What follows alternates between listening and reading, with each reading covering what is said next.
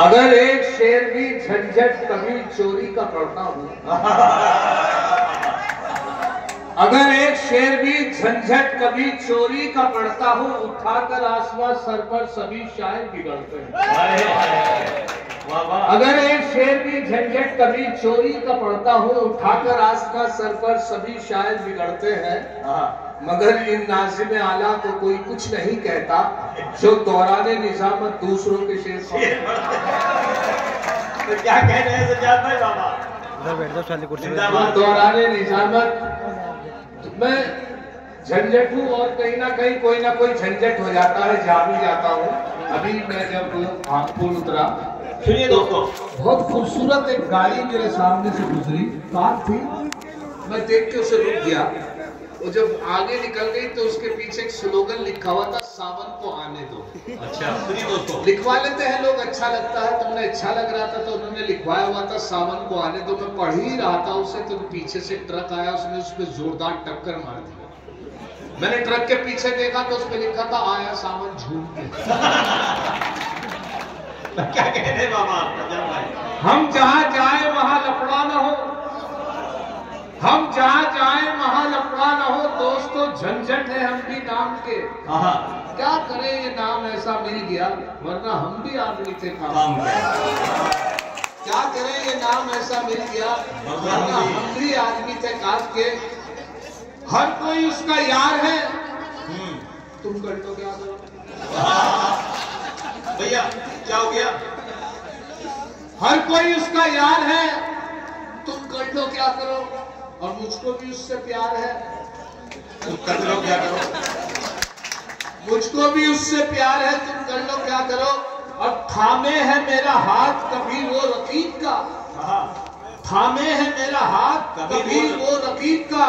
दो नाव पे सवार है, तुम कर लो क्या करो।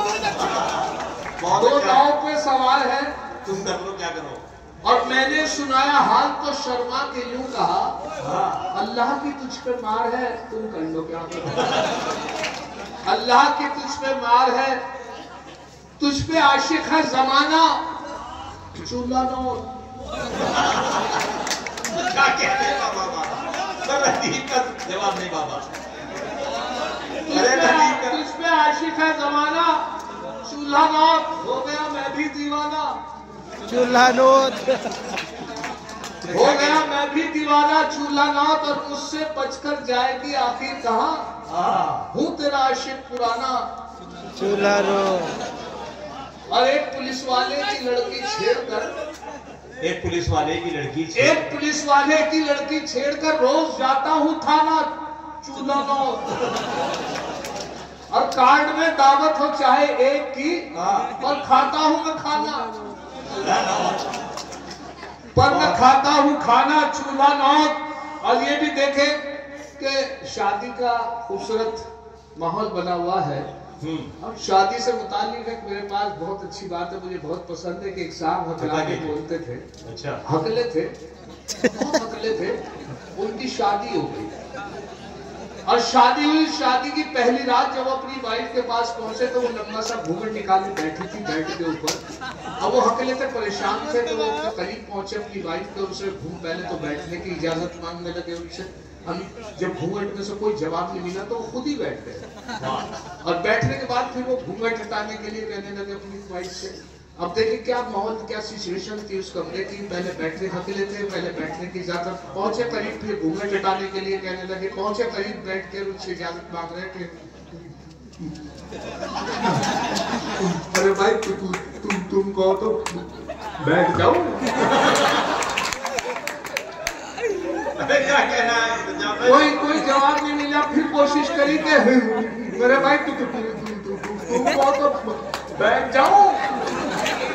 जब कोई जवाब नहीं मिला खुद ही बैठ के कहने लगे बैठ गए। अब घूंघट हटाने के लिए कहने लगे अपनी वाइफ से। जब बैठ गए खुद ही तो फिर घूंघट के लिए कहने लगे, मेरे भाई ये जो हटा दो। कोई जवाब नहीं मिला। फिर कोशिश करी कि शायद इस बार को असर हो जाए। उससे पूछा कि अरे भाई ये जो हटा दो। घूंघट के एकदम अंदर से आवाज आई कि तुम ये बता देते क्या कहना है बाबा बाबा? तो लड़के कमाल हो गया। तुम तो मेरी बहन निकली।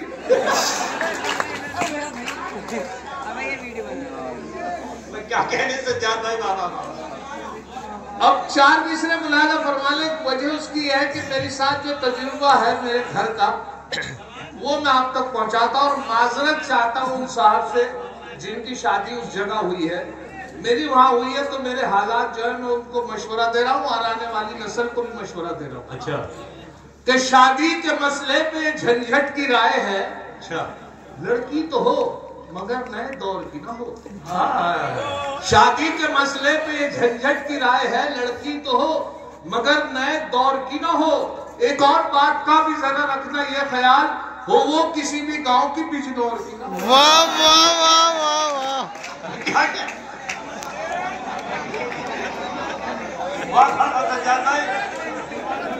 ज्यादा ही भी पढ़ो यार,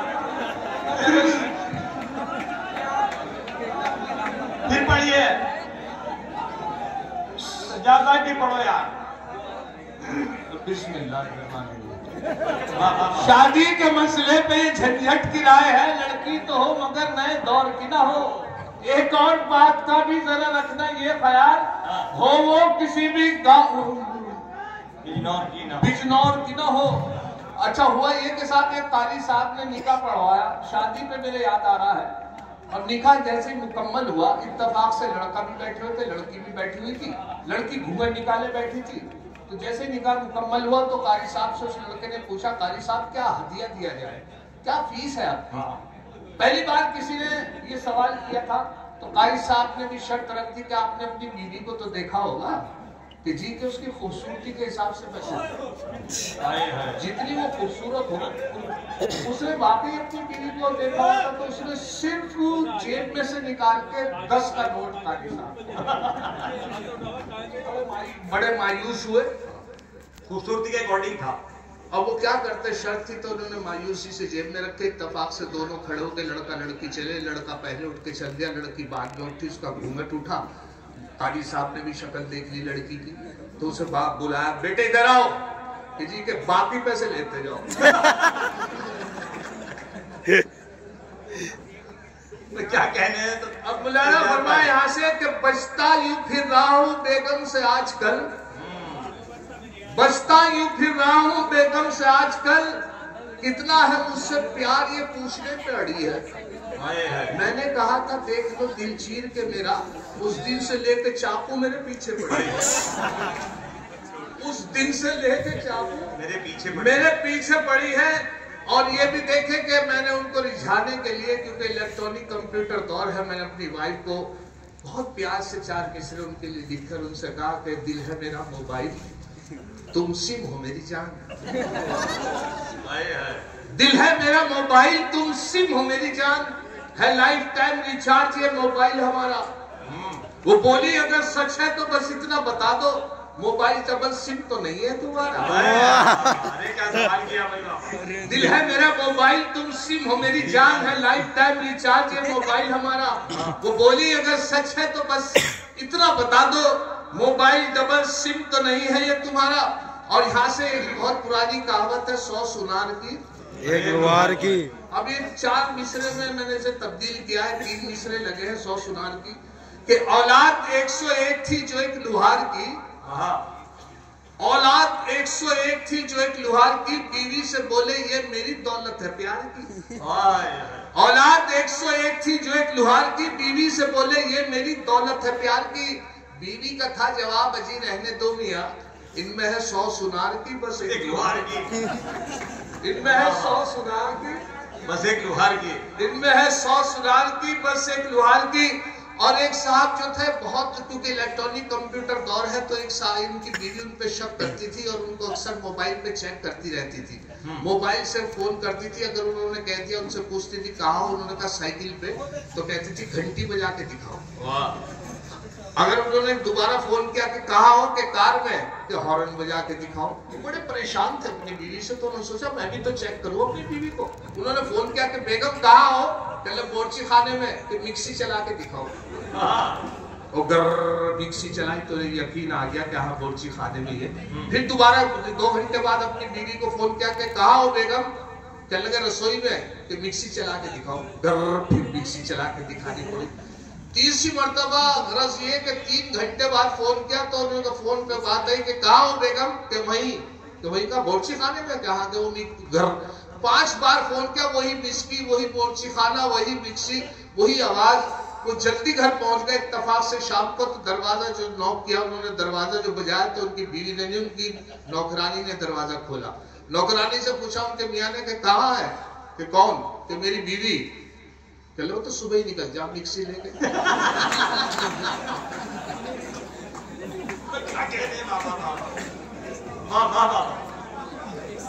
पहले तो बेमरब्बत इतनी नहीं थी वो। 2 दिन में क्यों ये प्यार का नक्शा बदल गया? पहले तो बेमरब्बत इतनी नहीं थी वो, 2 दिन में क्यों ये प्यार का नक्शा बदल गया? झंझट वो तुमको छोड़ है बाहों में गैर की, ऐसा लगे हकीम का नुस्खा बदल गया। ऐसा लगे हकीम का नुस्खा बदल गया। एक बहुत पुराने शायर है, उनका एक बहुत मशहूर शेर है कि ये जबर भी देखा है तारीख की नजरों ने, रज़्मी की रंग में लम्हों ने खता की थी, सदियों ने सजा पाई। मुजफ्फर रज़्मी साहब, लम्हों ने खता की थी, सदियों ने सजा पाई। अब लम्हों ने खता की थी, सदियों ने सजा पाई, उस मिसरे को लिया एक तस्वीन पेश कर रहा हूँ। उसमें 3 मिसरे लगे, मुलाजा फरमाए। इनायत कि एक बार उसे मैंने बस आंख यूं ही मारी थी, वो बन के मेरी बेगम घर साथ चली आई। एक बार उसे मैंने बस आंख यूं ही मारी थी, वो बन के मेरी बेगम घर साथ चली आई। अब हाल मेरा यह है 10 बच्चों का अब्बा हूँ। लम्हों ने खता की थी, सदियों ने सजा पाई। लम्हों ने खता की थी, सदियों ने सजा पाई। और भाई ने फरमाइश की है तो मैं बता दूं कि एक साहब अपनी बीवी से बड़े परेशान थे और यह हालत थी कि झगड़े में ये तक उनके मुंह से निकलता था कि मरती भी तो नहीं। एक दौरा होता है, दौरा जब पड़ जाता है उसे कहते हैं सफ्ता। सफ्ते में हाथ की नब्ज, दिल की हरकत, सांस एक साथ बंद हो जाते हैं। आदमी मरा हुआ माना जाता है लेकिन मरता नहीं, कभी भी जिंदा हो सकता है। वो उनकी बीवी को हो गया, दौरा पड़ा तो खुश हो गए। उन्होंने ऐलान किया मोहल्ले में मेरी बीवी मर गई। बहुत खुश। अब साहब असर में लेके जाएंगे। अब साहब वही कि उनको नहलाया कफनाया, वो कभी भी जिंदा हो सकती थी। दौरा था इत्तेफाक से रुड़की में जो कब्रिस्तान है उसके बाहर एक खंबा है बिजली का, और उसमें से अक्सर बचा के मैयत की निकालनी पड़ती है, बिल्कुल गेट पे ही है। तो वो मैयत जैसी जा रही थी तो जैसे खंबे के पास पहुंची इत्तेफाक से उससे टकरा गई। जैसी टच हुई उससे मैयत तो उनका दौरा सख्ता खत्म हो गया, वो उठ के बैठ गई। और जब उठ के बैठ गई तो उनको वापस लाना पड़ गया। 5 साल और जी, 5 साल जीने के बाद सच में इंतकाल, खुदा का करना था तो वो सच में इंतकाल हो गया। उन्होंने फिर ऐलान किया महल्ले में जाके कि साहब मेरी बीवी मर गई। सबने कहा नहीं अल्लाह की कसम तो सच में मर गई। तो साहब उनको ऐसे ही नहला कफना के ले जा रहे थे। उनके बेचैन थे, उनके जो हस्बैंड थे, उनके हामिद जो थे बड़े बेचैन पीछे पीछे जा रहे हैं, उनको देखते जा रहे हैं। वो जा रही मैयत, वो जैसे खंबे के पास मैयत, वो बहुत पीछे थे, चिल्ला के वहीं से बोले खंबा बचा के। क्या कहना है? अब मौलाना फरमाने 4 मिसरे इस तरीके से कि अब आ भी जा, न नखरे न झंझट दिखा मुझे, ठंडी हवा है आज ये मौसम भी सर्द है। अब आ भी जा, न नखरे न झंझट दिखा मुझे, ठंडी हवा है आज ये मौसम भी सर्द है।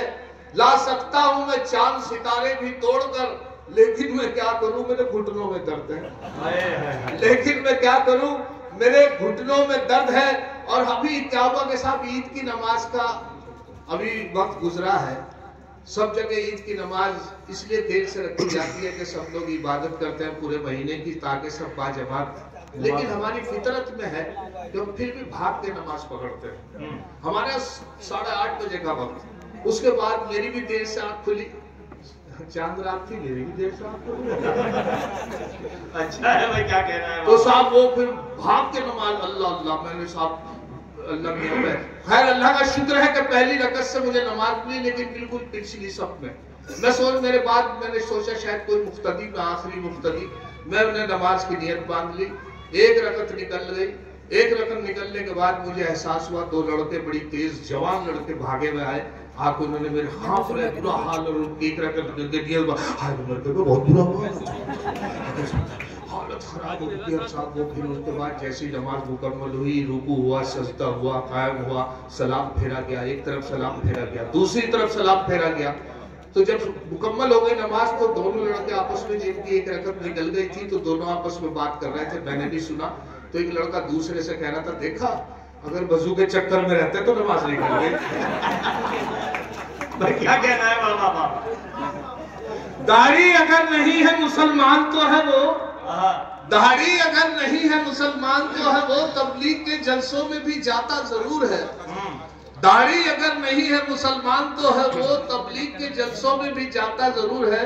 पढ़ता नहीं नमाज कभी वो तो क्या हुआ, लेकिन जुमे के रोज नहाता जरूर है। बहुत अच्छा है। लेकिन जुमे के रोज नहाता। हमारा एक जमात आई और जमात के दौरान जो अमीर जमात थे वो मस्जिद में मगरिब में हमने भी गश्त कराया। और जब गश्त के दौरान वहाँ पर अल्लाह रसूल की बात होनी थी तो उन्होंने अमीर जमात ने अक्सर किसी को ड्यूटी दे देते हैं कि साहब आपको खड़े होकर कहना है नमाज के बाद कि सभी हजरात तशरीफ रखते, इंशाल्लाह नमाज के बाद दीन ईमान की बात होगी। इत्तफाक से अमीर जमात की ये गलती थोड़ी सी रही कि उन्होंने बहुत छोटे बच्चों को ये जिम्मेदारी दे दी। छोटा बच्चा था, उसका नंबर उसी दिन था, तो मैं भी मौजूद था। तो वहाँ जो ये बात हुई, अभी ताज़ी बात, बिल्कुल प्रैक्टिकल, वो जैसे ही मैंने उससे वहाँ पर मौजूद था तो वहाँ पर देखा कि बच्चे से कहा, बेटे आपको खड़े होकर कहना है कि सभी हज़रात तशरीफ रखते हैं, इंशाल्लाह नमाज के बाद दीन ईमान की बात होगी। लड़का जो था इतना बड़ा जुमला जो था वो याद नहीं कर पाया। उसने फिर कोशिश अमीर जी में जमात से की, एक बार और बता दीजिए अमीर साहब। अब के उन्होंने डांट के कहा, अरे मैं कह रहा हूँ कि सभी हज़रात तशरीफ रखते हैं, इंशाल्लाह नमाज के बाद दीन ईमान। खैर साहब वो याद करता रहा, नमाज में यही याद करता रहा, रुकू में सजदे में सब यही नमाज में। खैर गरज ये जितना याद हुआ, वो जैसी नमाज मुकम्मल हुई, नमाज में सलाम फेरा, उसके बाद एकदम खड़ा हुआ, नमाज के बाद बोला सभी हजरात तशरीफ रखे, इंशाल्लाह नमाज के बाद इमाम साहब के बारे में बात होगी। अभी इमाम साहब घबरा रहे। क्या कहना है बाबा?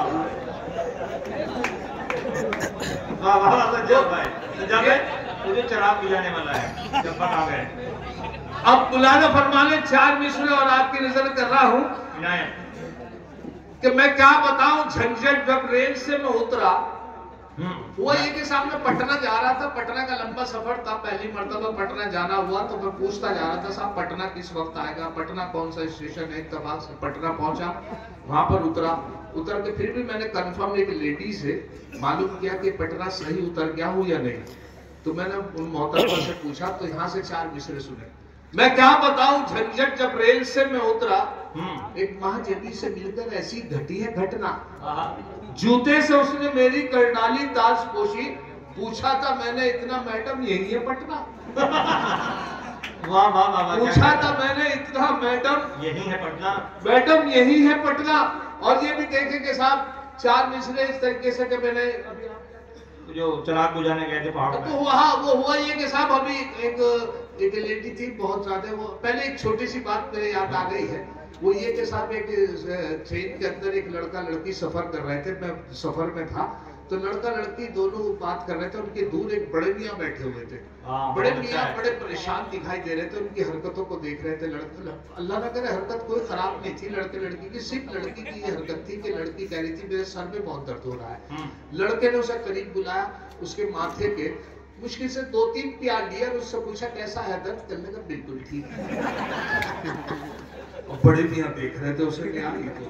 फिर उसके बाद उस लड़की ने फिर सवाल किया उससे, कहने मेरे हाथ में बहुत दर्द है। उसका हाथ पकड़ा, गिन के 2 प्यार लिए, पूछा कैसा है दर्द, करने का बिल्कुल ठीक है। बड़े मियाँ बड़ी मुश्किल से उठे, बड़े परेशान थे, किसी तकलीफ में थे, तो वो उसके लड़के के पास पहुंचे कि बेटे एक बात पूछूं। पहले क्या? तेरे तो बवासीर का इलाज है।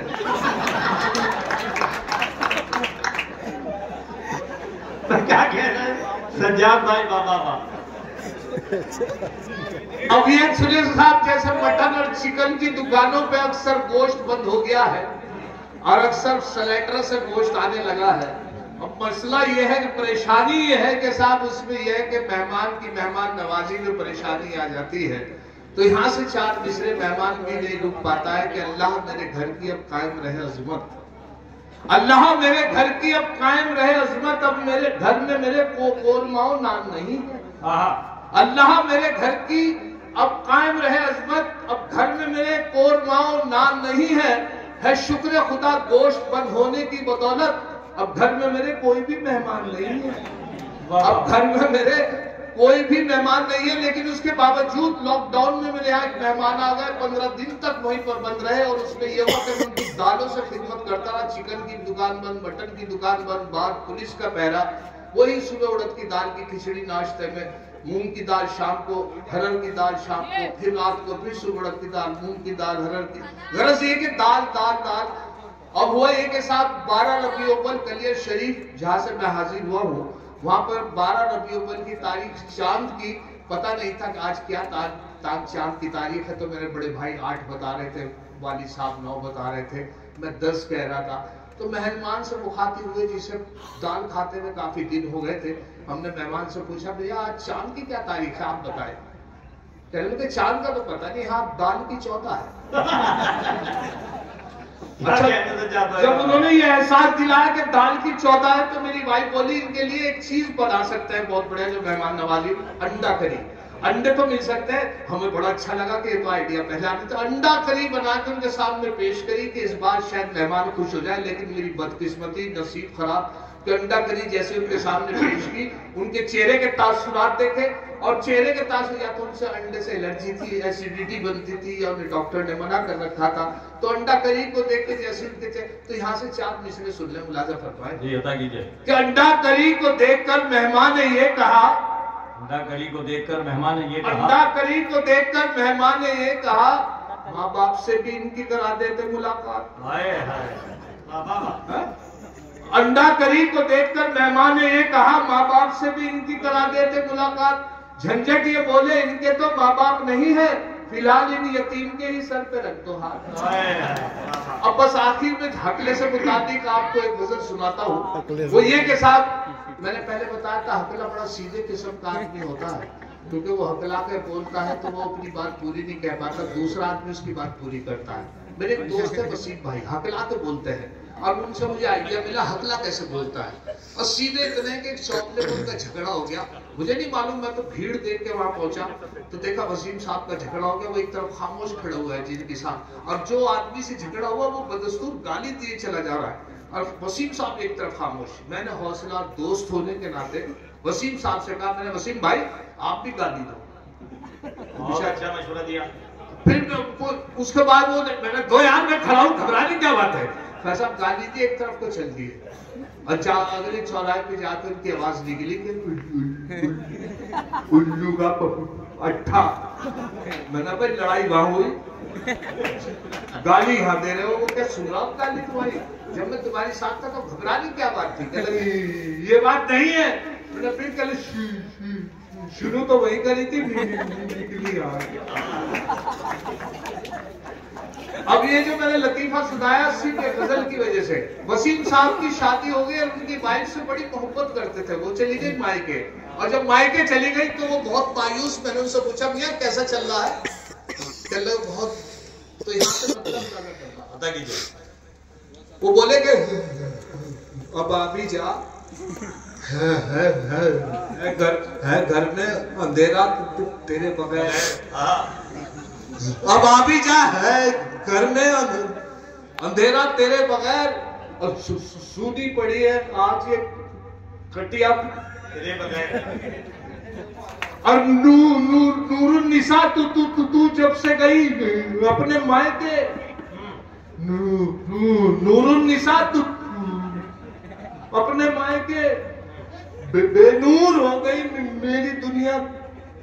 बगा दे क्या कहने हैं मिश्रा के बाबा। नूरुन निसा तू जब से गई अपने मायके बेनूर हो गई मेरी दुनिया तेरे बगैर, और तकिया भी टेंशन में है, बिस्तर भी है उदास। बाबा बहुत अच्छा है। तकिया भी टेंशन में है, बिस्तर भी है उदास, अच्छा लगे ना रात में सोना तेरे बगैर। आइए हजरात, ये थे मोहतरम जनाब सज्जाद झंझट साहब।